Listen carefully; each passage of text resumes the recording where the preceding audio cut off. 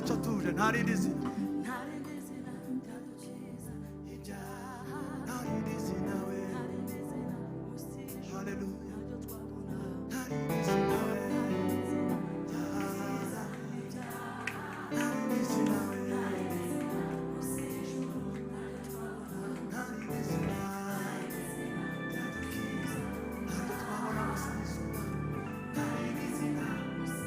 babivuga turambuye ibiganza nta rindi zina we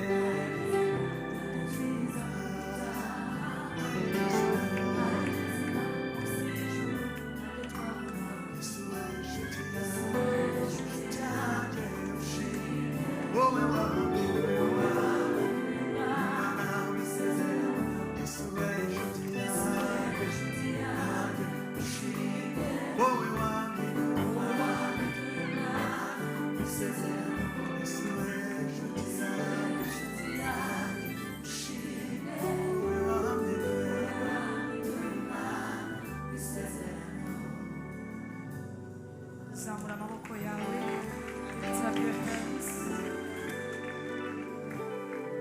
Zamura amaboko yawe uhumirize ku maso yawe. Lift up your hands and close your eyes.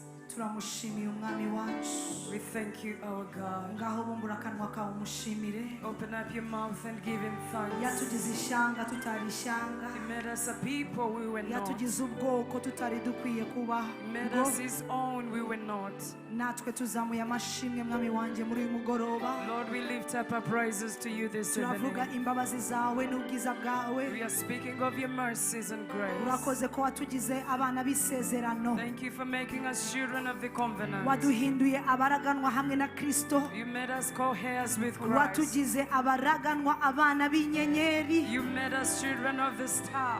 Tuguhaye icyubahiro. We thank you, Lord. Urakoze kubera icyumweru cyose ubanye natwe muri iyo glory, Lord. Urakoze kuko icyubahiro cyawe mwami kiri hagati muri twe. Thank you for your glory dwells in our midst. Warakoze muri iyi myaka 5 gukiza kubohora. Thank you for delivering and healing in the 5 years. Urakoze kuko umucyo wawe waturasiye. Thank you for allowing your light to shine. Mu mwijima. Those who sat in the shadow of darkness, we saw your light. Imbabazi zawe n'ubuntu bwawe byatubereye umwambaro. Grace has been our garment. Natwe ubwoko bwawe turagushimiye. Lord, we thank you. Tuguhaye icyubahiro. We give you glory. Ubyumve ko turekonesa ko ari wowe gusa. May you know that we recognize that it's you alone. Ni wowe gusa. It's you alone. N'ukuboko kwawe n'imbabazi zawe. It is your mighty hand and your great mercy. Kuko zihora ari nshya buri gitondo. Because your mercies are new every morning. You are not like men. Uri Imana uri hejuru ya byose. You are God that is above all. You are the Lord of lords. Our knees bow before you. All the nations are gathered before you. We lift up a banner saying, you are the Lord that reigns. The rest are lies. The rest are idols they can't see. You are the only Lord.